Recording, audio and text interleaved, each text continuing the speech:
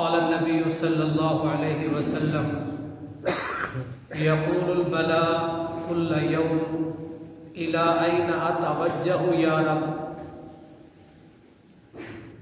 يقول إلى أحبائي وأولي طاعتي أبلو بك أخبارهم وأختبر بك صبرهم وأمحص بك ذنوبهم وأرفع بك درجتهم او کما قال صلی اللہ علیہ وسلم۔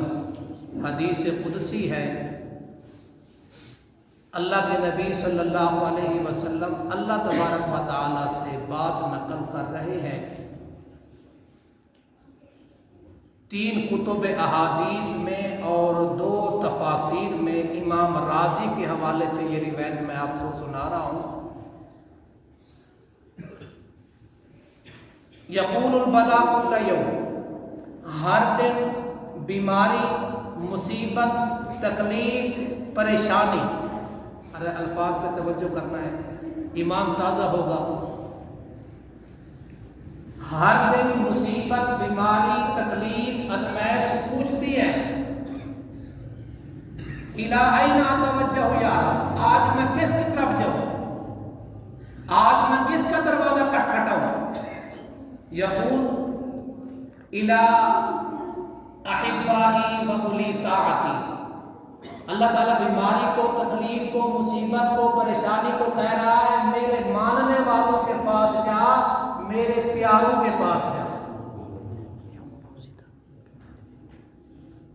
کہتے نا بولے 4 وجہ سے، اب لوبی کا اخبار ہوں، ان کو پرکھوں گا میرے ہیں کہ نہیں ہیں، ان کو پرکھوں گا۔ اختبر بک صبرہم، ان کے صبر کا امتحان لوں گا کہ میری آزمائش اور تکلیف پر صبر بھی کرتی ہے کہ نہیں کر سکتے۔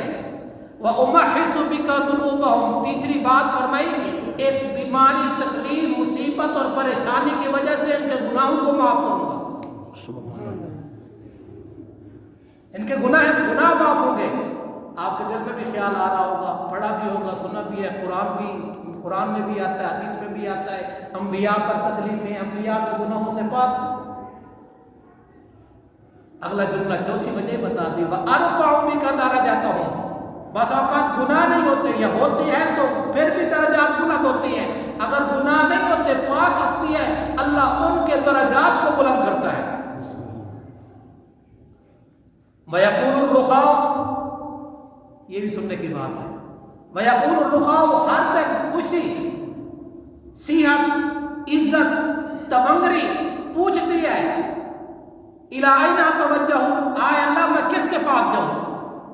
منصیرہ والوں کے پاس جاؤں، احمد آباد والوں کے پاس جاؤں، مسجد والوں کے پاس جاؤں؟ اِلَىٰ أَيْنَ أَتَوَجَّهُ، آج کس کے پاس جاؤں؟ یقول اللہ کہتا ہے، اِلَىٰ أَعْدَائِي وَأَهْلِ مَعْصِيَتِي، میرے دشمنوں کے پاس جا، میری نافرمانی کرنے والوں کے پاس جا۔ کون پوچھ رہی ہے؟ تکلیف، بیماری، اللہ اکبر، خوشحالی، صحت، تمنگری، یہ پوچھ رہی ہے کہاں جاؤں؟ اللہ تبارک و تعالیٰ کہتا ہے اِلَىٰ أَعْدَائِي وَأَهْلِ مَعْصِيَتِي، میرے دشمنوں کے پاس جا، میری نافرمانی کرنے والوں کے پاس جا۔ کیوں؟ أُرِيدُ بِذَلِكَ طُغْيَانَهُمْ، میں ان کی سرکشی کو اور بڑھانا چاہتا ہوں۔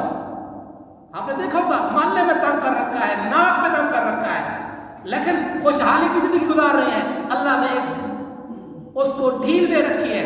أُرِيدُ بِذَلِكَ طُغْيَانَهُمْ، قرآن کہتا ہے وَيَمُدُّهُمْ فِي طُغْيَانِهِمْ يَعْمَهُونَ، أُرِيدُ بِذَلِكَ طُغْيَانَهُمْ، میں ان کی سرکشی کو دیکھنا چاہتا ہوں۔ وَأُضَاعِفُ بِذَلِكَ ذُنُوبَهُمْ، ان کے گناہوں کو اور بڑھانا چاہتا ہوں تاکہ اپنے گناہوں میں بڑھے، پھر میرے پاس آئیں گے تو میں بندوبست کروں گا۔ اضاعف بذلک ذنوبہم واعجل بک لہم، جلدی کرنے والا ہوں،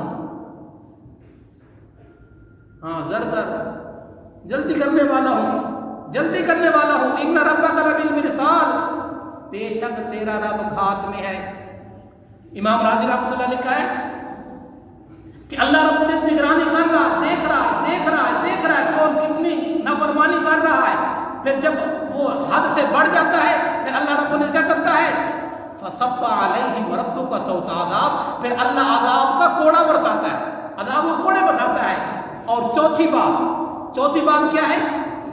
اور چوتھی بات فرمائی ہے وَأُكْثِرُ بِذَلِكَ غفلتہم، اس کی غفلت کو اور بڑھانا چاہتا ہوں۔